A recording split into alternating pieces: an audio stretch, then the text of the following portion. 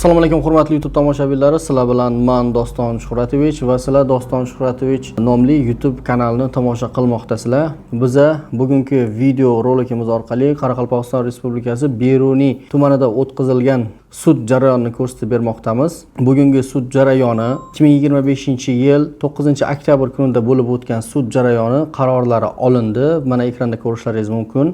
Shu qatorda aytib o'tishim kerakki, sudyalarga, sudyalar oliy kengashiga haqqoniy qaror chiqardilar deb o'ylaymiz va minnatdorchiligimizni bildiramiz o'z nomimizdan va mana shu sudda taraf bo'lib qatnashgan Beruniy tumanidagi tadbirkorlar tomonidan ham. Sud jarayoni o'z fikrimni aytib o'tadigan bo'lsam, juda ham qizg'in va ko'tarinki ruhda bo'lib o'tdi. Buni men hozir 40 minut, yarim soat qilib qo'yib bermoqchi emasman. Kadrlarni mana hozir ekranda ko'rib turibsizlar va sudyalarni chiqargan hukmlarni birgalikda tomosha qilishinglar, eshitishlaringiz mumkin bo'ladi. Suddan keyingi tadbirkorlarning fikrini ham shu jumladan eshitishlaringiz mumkin bo'ladi. Agar yana kimdadir qanaqadir murojaat bo'ladigan bo'lsa, sud holatlari bo'ladigan bo'lsa va sudlarga qatnashish kerak bo'ladigan bo'lsa, holatni yoritish kerak bo'ladigan bo'lsa, ekrandagi nomerlarga aloqaga chiqishlaringiz mumkin bo'ladi. Videoni ko'rish jarayonida o'z fikrlaringizni kommentariyaga yozib, albatta kanalga obuna bo'lib, videoni yoqtirganligingiz sifatida bildirib, like bosib qo'yish esingizdan chiqmasin.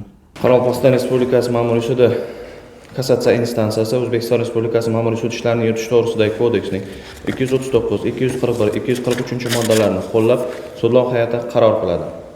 Nukus tumanlararo ma'muriy sudining 2025-yil 25-iyundagi hal qiluv qarori o'zgarishsiz qoldirilsin, kassatsiya shikoyati qanoatlantirishdan rad qilinsin.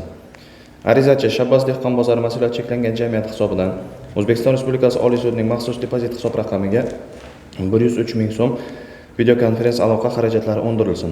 Qarorga norozi taraf hal qiluv qarori qonuniy kuchga kirgan kundan e'tiboran 1 yil ichida Nukus tumanlararo ma'muriy sudi orqali Qoraqalpog'iston Respublikasi ma'muriy sudiga taftish tartibida shikoyat berishi, prokuror protest keltirishi mumkin. Sud majlisi yopiq. Marhamat, o'tiring. Nima uchun bunday xulosaga kelganligimizda qisqacha tushuntirib o'tamiz. Eng dastlab arizachining ariza berish huquqi bor yoki yo'qligi xususida birinchi instansiya sudiga taqdim etilgan stat o'zidan olingan ma'lumotlarga ko'ra, Shabbos dehqon bozori mas'uliyati cheklangan jamiyatining rahbari Babajanov Zakir Samandarovich hisoblanadi. Shu ariza ushbu shaxs tomonidan imzolangan, demak ariza berishga vakolatli. Keyingi masala ma'muriy sud ishlarini yuritish to'g'risidagi kodeksning 186-moddasi birinchi qismiga ko'ra huquqlari va qonuniy manfaatlari buzilganligini bilgan kundan e'tiboran 6 oy muddat ichida sudga shikoyat qilish huquqlari belgilangan. Hozirgi nizolashilayotgan qaror 2019-yil 16 aprelda qabul qilingan 1687-sonli qaror hisoblanadi.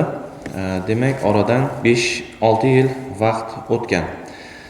Bu qarordan arizachi, ya'ni o'sha paytda Shabbos dehqon bozori mas'uliyati cheklangan jamiyatining rahbari bo'lgan Madyarov M rahbari bo'lgan. Tuman hokimligining ushbu qaror qabul qilishdan oldin tuman hokimligi huzuridagi yer uchastkalarini berish, realizatsiya qilish masalalarini ko'rib chiqish komissiyasida ushbu Madyarovni o'zi qatnashgan. Bu bo'yicha 6 ta fuqaroga yer ajratib, bozor hududida yer ajratib berishga e'tirozlar bo'lmagan. Demak, bundan ko'rinadiki, arizachining ushbu qarorni qabul qilinganligidan xabari bo'lgan. Vakillarining bundan keyingi tayinlangan rahbar Babajanovning 2024-yilda tayinlanganligi yoki 25-yil ishga kirganligi bu muddat tiklash uchun asos hisoblanmaydi. Tushunarlimi? Shuning uchun sudlov hay'ati birinchi instansiya sudining xulosalari bilan kelishgan holda sud qarorini o'zgarishsiz qoldirishni lozim topdi. Agar norozi bo'lsangiz, taftish tartibida shikoyat berish huquqlariga egasiz. Qaror nusxasi 5 kun ichida taraflarga yuboriladi. Shuni bilan sud majlisi yopiq. Hammaga tushunarlimi? Hammaga katta rahmat.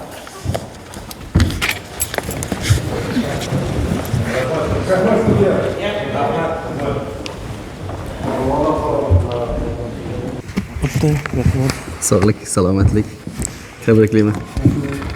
juda xursand bo'lganliklaridan mana bu yerda hozir o'tib olishni o'zim ham xohlamadim. Ularning ham xayollarida yo'q. Hozir to'g'ri borib bayram qilishmoqchi. Xullas suddan hamma rozi. Sog'lik, salomatlik, odilona sud bo'ldi deb o'ylaymiz biz ham. Ortiqcha gap so'z bo'lgani yo'q. Bizga ham hech qanaqa qarshilik bo'lgani yo'q. Bu bo'yicha biz sudda raislik qiluvchi sudyaga alohida o'z rahmatimizni, minnatdorchiligimizni tahririyat tomonidan bildirib qolamiz.